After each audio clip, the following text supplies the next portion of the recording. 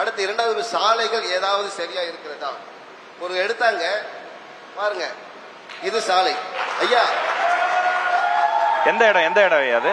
MC road. காட்டுங்க. MC road இல்ல. இப்ப அந்த ரோடு வந்து மழை பெஞ்சது. இப்பதான் அக்டோபர் நவம்பர்ல மழை பெஞ்சு முடிஞ்சது. அந்த ரோட வந்து செப்பனிடுறாங்க. இதுல என்ன தப்பு இருக்கு? நான் ஒரு கேள்வி. நீங்க பார்த்தாலே தெரியுது ரோடு போட்டுட்டு இருக்காங்கன்னு நினைக்கிறேன். ஏன்னா தேர்தல் வருதுல போடுவாங்க. அதாவது சாலை வருவதற்கு முன்பாகவே இல்ல, தேர்தல் வருவதற்கு முன்பாகவே சாலைகள் வரும். இதுதான் சரிங்களா? இது வந்து செய்யக்கூடிய ஒரு காரியம். ஐயா உங்ககிட்ட ஒரு கேள்வி. நீங்க வந்தீங்களா, பயணிச்சீங்களா? எங்க இருந்து வந்தீங்க? இப்போ நான் எக்மோர்ல இருந்து வரேங்க. அலுவலகத்துல இருந்து வந்தீங்க.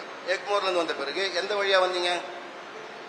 ஒரு வழியா வந்து ரோடு எல்லாம் எப்படி இருக்கு? உண்மையா மனசாட்சி மனசான்றோர் சொல்ற ரோடு எப்படி இருக்கு? இல்ல நான் எதுவும் சொல்லல, நீங்களே சொல்லுங்க. நான் சொல்றேன். நாங்க இங்க வாழ்ற மக்களா நாங்க இந்த மண்ணின் மைந்தன். அவர் எங்கே பறந்துட்டு 13 அதாவது 81ல பறந்துட்டு மண்ணின் மைந்தன் சொல்றாரு. புரியுதுங்களா? சென்னை 81ல பிறந்தார். யாரு? டி ஜெயக்குமார் என்பவர். சென்னை 81 கண்டப்பேட்ல பிறந்தவர்.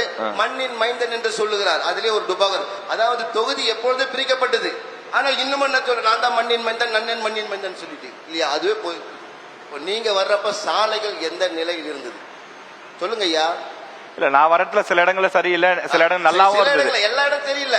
நல்லா இருக்கிற இடமும் இருக்கு. இல்ல என்ன கேட்டீங்கன்னா நான் உண்மைதான் சொல்ல முடியும். ரோடு இப்படி இருக்கு. நான் ஊருக்குள்ள எப்படி இருக்கும்? சில இடங்கள் நல்லா இல்லாம இருக்கு. அது உண்மைதான், சரியில்லை. ஆனா சில இடங்கள் நல்லாவும் இருக்கு. ஐயா நான் ஏதோ எமர்ஜென்சி, நான் கர்ப்பமா இருக்கிறேன், என் சகோதரி கர்ப்பமா இருக்கிறாங்க, அவசரமா போனோம். ரோடு சரியா இருந்தா என்ன ஆகும்? சரி, ராயபுரத்தினுடைய பிரதான 4 பிரச்சனைல ஒரு இடம் ஒண்ணு வந்து சாலை பிரச்சனை இருக்கு. நாம் தமிழர் கட்சி தீர்வு கொடுக்கும். வேற மத்த 3 பிரச்சனை. அடுத்து சுகாதாரமான சரிங்களா, தண்ணீர் கிடையாது. வேணா பக்கத்துல இங்க விடுங்க, நான் கொண்டு வந்தா ஏதோ எங்கது கொண்டு வந்தேன்னு சொல்லுவாங்க. நீங்க கூட போயிட்டு பக்கத்து வீட்டுல உங்களை ஆட்களை அனுப்பி பக்கத்து வீட்டுல போயிட்டு தண்ணி எடுத்துட்டு சொல்லுங்க. இனி தண்ணிகள் எப்படி இருக்கு? சுகாதாரம் இல்லாமல் இருக்கிறது. எந்த விதமான ஆய்வு செய்யப்படாத ஒரு நீரா இருக்கிறது, பதப்படுத்தப்படாத நீரா இருக்கிறது. அடிச்சு விடுங்கிறாங்க பாத்தீங்களா? அதே மாதிரி அடிச்சு விட்டு இருக்கிறாங்க. அதனால மழை நீரை சேகரிக்கக்கூடிய திட்டங்கள் சரியாக இல்லை. இது தண்ணீர் பிரச்சனை. 3வது கால்வாய் பிரச்சனை மிகவும் மோசமா இருக்கிறது. ஒரு மழை பெஞ்சாலே நீங்க வந்திருப்பீங்க, நெறியால வந்திருப்பீங்க, இதே ரோடு ஸ்ட்ரெயிட்டா போனீங்கன்னா அங்க ஒரு ஃபயர் ஸ்டேஷன் ஒண்ணு இருக்கு. அங்க போனீங்கன்னா 3 நாள் தண்ணி இருந்தது, தேங்கி இருந்தது. காரணம் என்ன? எதுவுமே சரி பண்ணப்படவில்லை. ஏன்னா இந்த ஆட்சி, திமுக ஆட்சியானது இன்னைக்கு பணத்தை மாத்திரம் வசூல் செய்து கொண்டிருக்கிறது, பராமரிப்பு கிடையாது. ஆகவே இது ஒரு காரியமாக இருந்தாலும் சரியான பள்ளிக்கூடம் கிடையாது.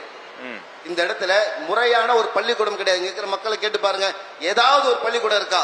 ஏங்க மக்களுக்கு அதாவது செய்ய வேண்டிய அரசுக்கு இல்லாத பணமா பிரைவேட்ல இருக்கு? சொல்லுங்கய்யா, சொல்லுங்க. ஒரு அரசாங்கத்தில் இல்லாத பணமா பிரைவேட்ல வச்சிருப்பான்? சொல்லுங்க. நல்ல ஒரு மருத்துவமனை கிடையாது. அது முன்பாக நான் படிக்கக்கூடிய அளவிற்கு, என் பிள்ளைகள் படிக்கக்கூடிய அளவிற்கு எந்த விதமான கல்வி சாலை கிடையாது. ஒரு கேடுகட்ட நிலையில் வாழ்ந்து கொண்டு கோபம் வருதுங்க எனக்கு. என் தொகுதியை பார்த்தா எனக்கு கோபம் வருது. அதனால நான் அரசியல் இறங்கி இருக்கிறேன். இந்த மாதிரி 60-70 வருஷமா நாசமாக்கி வச்சிருக்கிறாங்க. கேவலமா இல்ல? ஏங்க நான் பிறந்த வளர்ந்த ஊருங்க, நான் வாழ்ற இடங்க, என் பிள்ளைகள் வளர தேவையில்ல. நான் ஊரு விட்டு ஓட வேண்டிய ஆளுங்களா? அண்ணா நகர் அந்த நகர் ஓட வேண்டிய ஆளு. நான் வாழ்ந்த இடம், பிறந்த இடம், நான் ஊருக்குள்ள இருக்க வேண்டாமா வேணாவா? கோபம் வருது. அந்த அளவுக்கு துரோக செயல் செஞ்சிருக்கிறானுங்க. கோபம் வருது உண்மையாவே. நான் ஆதங்கத்தை மறைத்து வைத்து இருக்கிறேன். அந்த அளவிற்கு துரோக செயல் செஞ்சிருக்கிறாங்க. யாராவது எதிர இருக்கு எதுக்குங்க அது? அந்த ஏசி போட்ட பஸ் உள்ள இருந்து பாப்பாங்களா, வெளில இருந்து பாப்பாங்களா? சொல்லுங்க.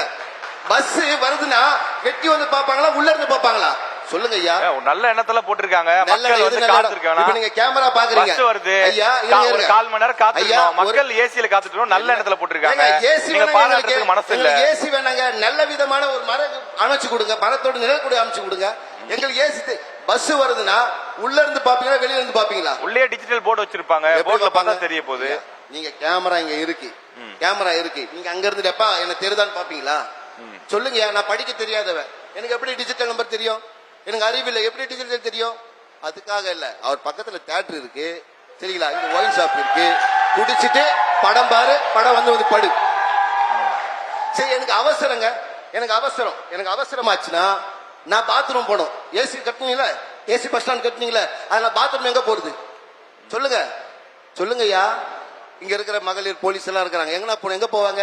அதையே பூட்டு போட்டு வச்சுக்கிற, அதையே பூட்டு போட்டு வச்சிருக்கீங்க ஐயா. அந்த வீடியோ காமிப்பா, எடுத்துருவாங்க. சரி, ஓகே ஓகே, சொல்லுங்க ஐயா. எவ்வளவு காரியம் குறைகள் இருக்குங்க.